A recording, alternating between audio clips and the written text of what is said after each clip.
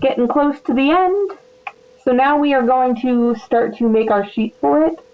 So I'm going to first make a section view, and I'm just going to double click on my entry level floor plan, zoom out a little bit so I can see the whole thing. And I'm going to use the section button here in the quick toolbar to make a section view that just kind of cuts through my house, and I want to make sure that it goes through the stairs at some point. So what this has done is this has made a section view now right here where I can double click and I can see my whole building section.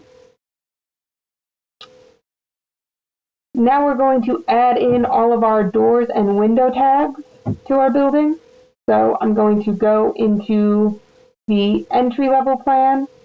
If you haven't already, oops, I'm in the entry level ceiling plan. You go into the entry level floor plan. If you haven't already turned the underlay off for looking at other floors and have the underlay set to none, make sure you go do that. So that's just scroll down in here, underlay as none.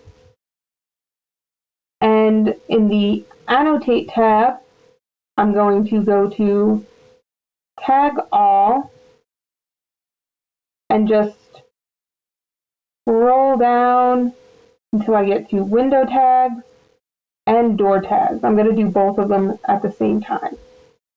And click OK, and it's going to go automatically add tags to all of the windows and all of the doors in this view.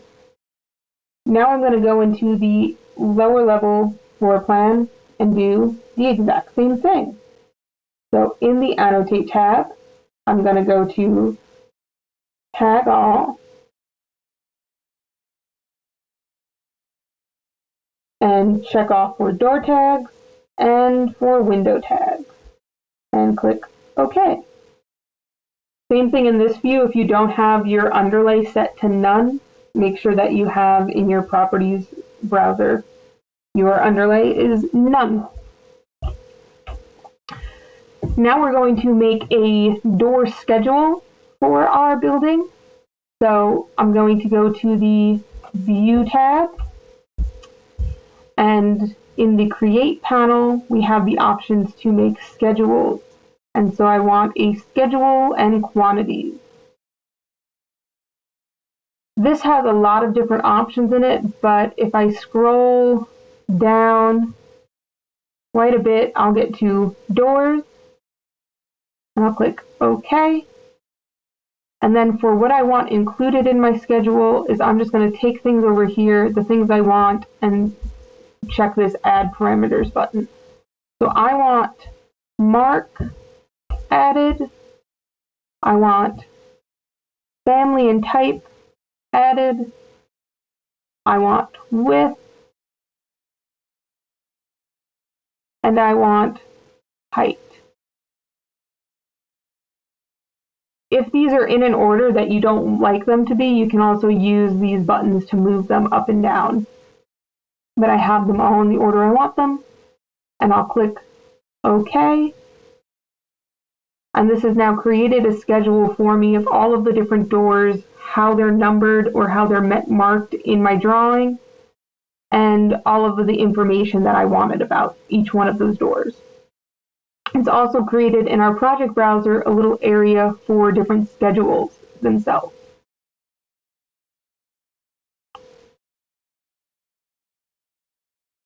So just to kind of see how schedules act with the building, because they act the exact same way as all of the different views do. If I change something in the schedule, it'll change it in the building. So if I want to change this door 7 from being a single flush door, I can actually change it to be any particular door I want. So I can change it to a sliding door, and then if I go look in my floor plan, it's changed that door to being a sliding door. I'm going to hit Control Z because I don't want to change it. I want to leave it as a single flush door, but just to kind of show you how that can be changed.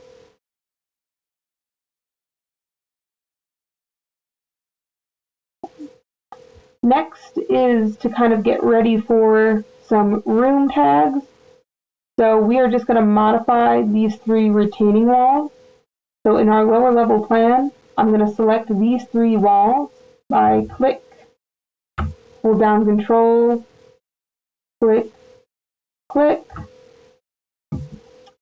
And in my properties palette, I've got an option for room bounding, which I want to check off that these are walls that are part of bounding different rooms. And apply, and I'm going to hit escape to just kind of exit it. Now we're going to create a room schedule. So back in the View tab for schedules and quantities, we're going to make a new schedule. And for this one, I'm going to scroll down until I get to rooms and click OK. And the things I want included in here are number, name, and area. And I'm going to click OK. And currently my room schedule is empty because I don't have any rooms that I've made yet. So I'm going to go back into my entry-level plan. And in the Architecture tab, I'm going to click on Room. So I've got 3 different rooms in here I want to include. I've got 1, 2, 3. Don't worry if you've got different numbers than what is in the drawing itself. It's okay. And I'm going to hit escape. And then I'm going to edit the different rooms' names. So to do that, it's very similar to renaming the levels, where I click on it once, and then click a second time, and then I'm going to type in their names. So I've got entry, bedroom, and storage. Now I'm going to go into the lower level plan, and I'm going to rename all of the different areas again. So I'm going to go into my Architecture tab, make some rooms. So I'm just clicking inside the different areas.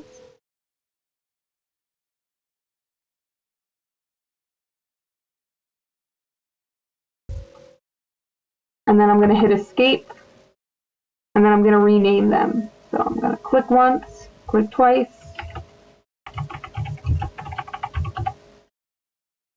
click once, click twice,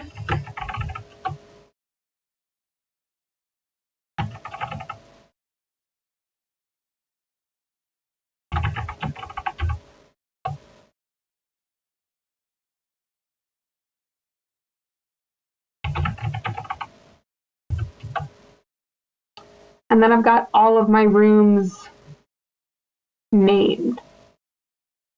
So now what I need to do is, if I go into my entry-level floor plan, this room here is actually bounded as this entire place, but in reality it's only about this much of the area. This is just all looking down onto the first floor.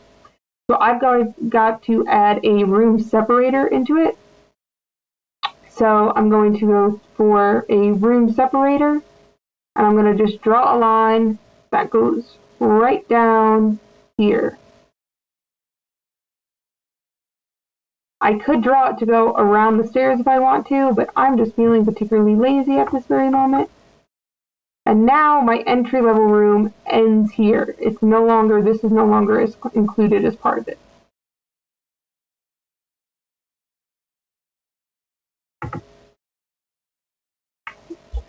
Next, we're going to modify our tags. So in our lower level plan, I'm going to double click, and I'm going to go to my Windows, click once, click twice, and I'm going to rename it A, and it's going to prompt me that it's going to change any window that was currently tagged as 19 will get updated to have a window tag of A. Is that what you want to do? I'm going to say yes. And I'm going to go up to my second floor plan and do the same thing with these windows. So I'm going to click on them twice, and I'm going to name them as B. Enter. Yes. Now we're going to make a room kind of scheme for it, or a color scheme, a color legend, however you want to call it. So in the properties palette, I hit escape several times so that I'm just back to the floor plan properties.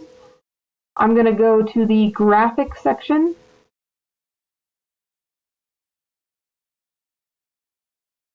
Oops, not that one, just kidding.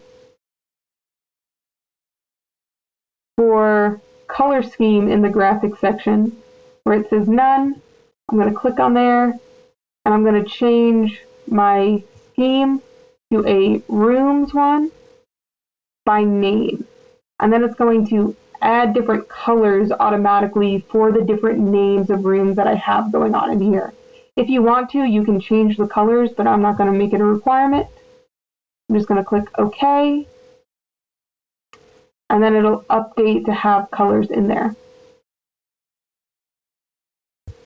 Then I'm going to go to my Annotate tab, and all the way on the right, I'm going to add in a color fill legend for it. I'm going to do the same thing then on the lower level of scroll down for color scheme, change it to rooms by name, OK, and it'll fill them in. And then I'm going to add a color fill legend.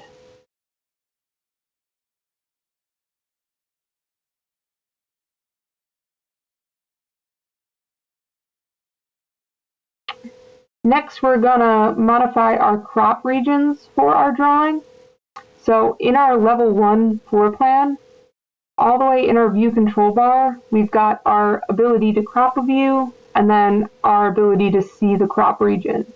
So I'm going to show the crop region and then type in the command VF to zoom the entire thing. I want to make this crop region less so that it's only just around my building itself. So I'm going to drag these little blue dots in towards my build.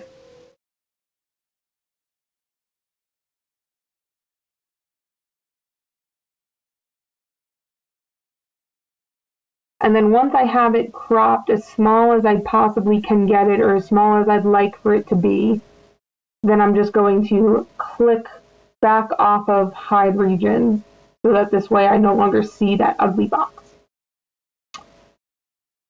In my entry level plan, I'm going to do the same thing. So I'm going to click on show me the crop region, ZF to zoom all the way out, click on the outside box, and then move these little blue controls in towards.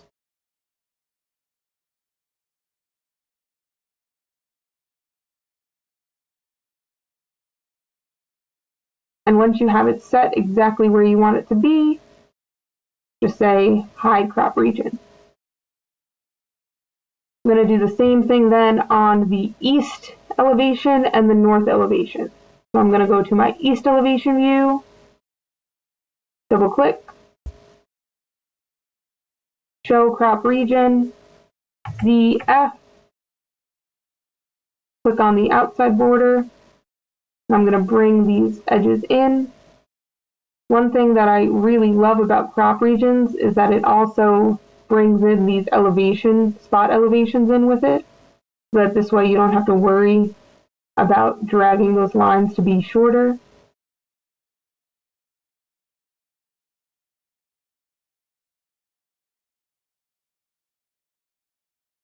And then hide crop region.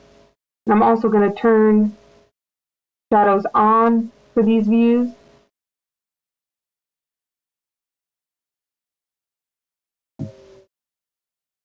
North elevation,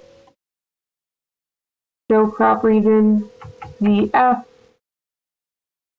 click on the edges of it, bring it in,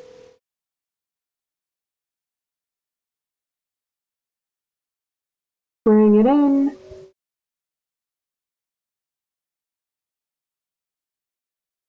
and then once you have it the way you want, hide crop region, shadows on, and for this section view, I don't really need to change the crop region, but I'm going to turn shadows on, and I'm going to hide the crop region so that this way I don't see that box going around it. And save.